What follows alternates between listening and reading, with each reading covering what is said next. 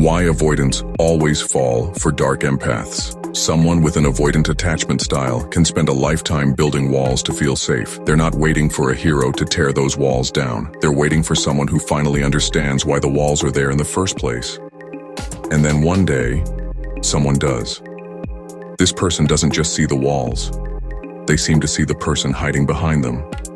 They get the need for space, the quiet fear of being overwhelmed, and the secret desire for a connection that feels too dangerous to admit. It's like they hold the perfect key, one that can unlock the avoidant's carefully guarded world without ever forcing the door. This person is often what we've started to call a dark empath. And that perfect, profound sense of being understood. It isn't the key to love. It's the key to a gilded cage. Now, the title of this video uses the word always for a reason. For so many people, this dynamic feels inescapable, almost like destiny. But is it? Let's explore the powerful psychological pull that makes this pairing so common and so uniquely destructive. The illusion of the perfect match. So, what makes this connection feel so magnetic? To understand the pull, we first need to get our terms straight. When we say avoidant, we're talking about a dismissive avoidant attachment style. This is a pattern of relating to others that often starts in childhood. And just to be clear, this isn't the same as avoidant personality disorder, or AVPD, which is a much broader, diagnosable mental health condition. An attachment style is all about how you navigate intimacy. People with this style often seem incredibly self-sufficient and independent because they learned early on that relying on others for emotional support just wasn't a safe bet. They crave connection as much as anyone, but they're terrified of the vulnerability that comes with it. To them, real intimacy can feel like a tidal wave that threatens to swallow them whole. So, what do? They keep partners at arm's length, creating distance right when things start to get close. Now, enter the dark empath. It is crucial to understand that dark empath is not a clinical diagnosis you'll find in any medical textbook.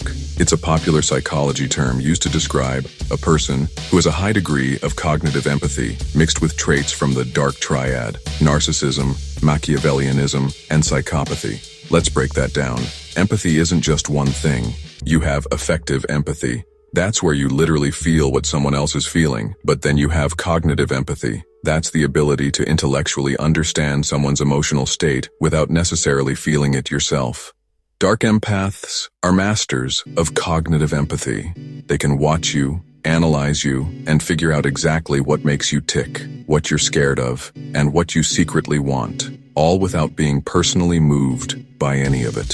For the avoidant partner, this is like a drug. For the first time, they feel deeply seen without feeling pressured. The dark empath isn't demanding big emotional displays that make the avoidant want to run for the hills. Instead, they offer what feels like a calm, intellectual understanding. They'll say things like, "I get that you need your space. It doesn't mean you don't care." Or, "You're not cold, you just process things on your own."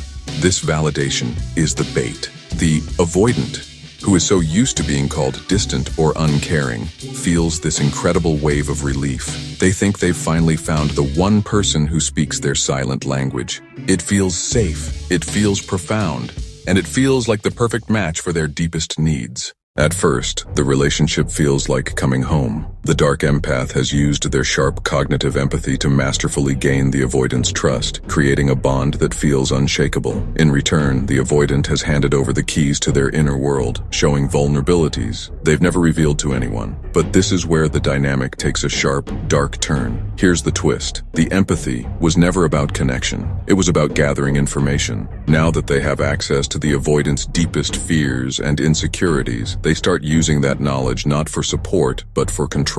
This manipulation is almost never obvious. It's subtle, insidious, and easy to miss. They might use tactics like quiet guilt trips, or even malicious humor. For example, after the avoidant takes some much-needed space, the dark empath might sigh and say, "It's okay, I'm used to being on my own. I just worry about you when you shut down like that."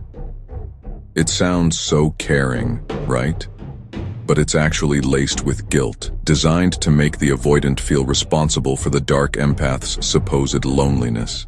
They also might use what's known as malicious humor, making jokes that poke directly at the avoidant's known insecurities.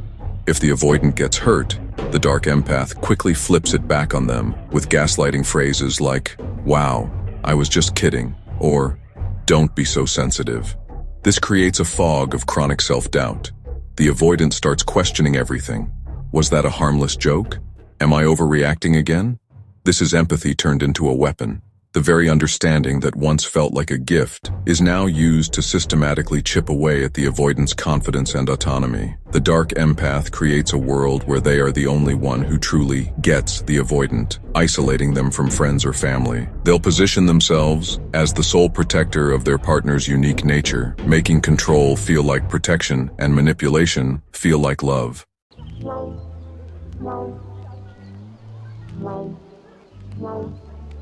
And this is where the cycle really starts to spin into a confusing, exhausting push-pull dynamic. An avoidant's go-to defense mechanism is to withdraw when they feel stressed or overwhelmed by intimacy. In a healthy relationship, a partner might learn to understand and respect this. But with a dark empath, this natural retreat becomes a trigger for even smarter manipulation. When the avoidant pulls away, the dark empath knows not to chase them with anger. That would just push the avoidant away for good. Instead, they push for re-engagement by feigning hurt or concern. They'll send texts that imply they're worried or sad, which plays directly on the avoidant's buried sense of responsibility. This emotional pressure makes it almost impossible for the avoidant to get the distance they actually need. And then the cycle repeats. The avoidant, feeling guilty and pressured, comes back. For a little while, things return to that intoxicating, perfect match phase. The dark empath showers them with that amazing understanding and validation, a classic love-bombing tactic. This pattern of intermittent reinforcement creates a powerful, addictive bond.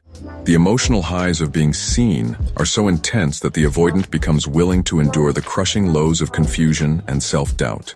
Over time, this erodes the avoidant's most prized possession, their independence. They fought so hard for autonomy their whole life, only to find themselves completely emotionally dependent on the dark empath for validation. Their own emotional compass is broken. They feel trapped. The relationship is a maze where every path leads back to the same confusing place, a crossroad of intense connection and subtle control. Leaving feels impossible. How could they abandon the only person who ever seemed to truly understand them? But staying means the slow, painful death of their sense of self. It's a state of perpetual emotional vertigo. So how does anyone break free from this? It usually starts with a painful but incredibly powerful aha moment. It's the point where the fog begins to clear and the avoidant sees that the connection isn't built on love, but on the toxic collision of two unhealed patterns.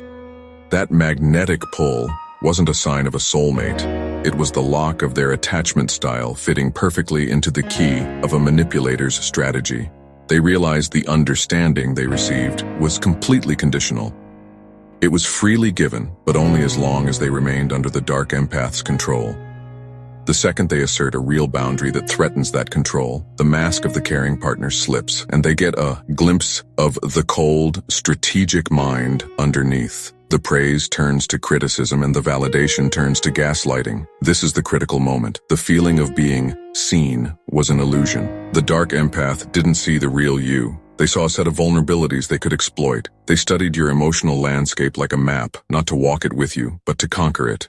This realization is devastating. It forces the avoidant to face the fact that the relationship was never about them, but about what they could provide, a perfect target. But with the pain comes clarity. The confusion and self-doubt finally lift, replaced by the chilling understanding of the game that was being played. The pain of this truth is immense, but it is also the beginning of freedom. It's the moment the walls of the gilded cage finally become visible. Recognizing these patterns in your own life is incredibly difficult, and it's a journey you absolutely don't have to take alone. If any of this is hitting close to home, consider sharing your thoughts in the comments. Hearing from others who have walked a similar path can be an incredibly powerful source of validation and strength. So, to circle back to our title, why does it feel like avoidants always fall for dark empaths? Because the dark empath, this concept of a person with high cognitive insight but low compassion, presents a custom-made solution to the avoidant's oldest wound, the fear of being fundamentally misunderstood. But as we've seen, this solution is a trap.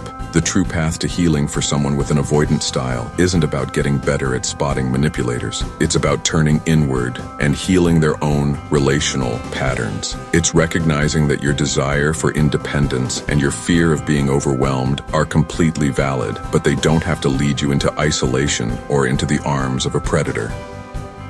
Healing starts when you learn to give yourself the safety and attunement you may not have received as a child. It's about building a sense of self-worth that isn't tied to someone else's validation, especially when it comes with strings attached.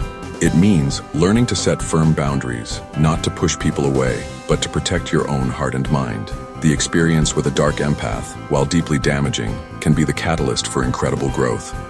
It can shine a spotlight on the underlying attachment wounds in a way that nothing else can, forcing a final confrontation with the patterns that have been running your life.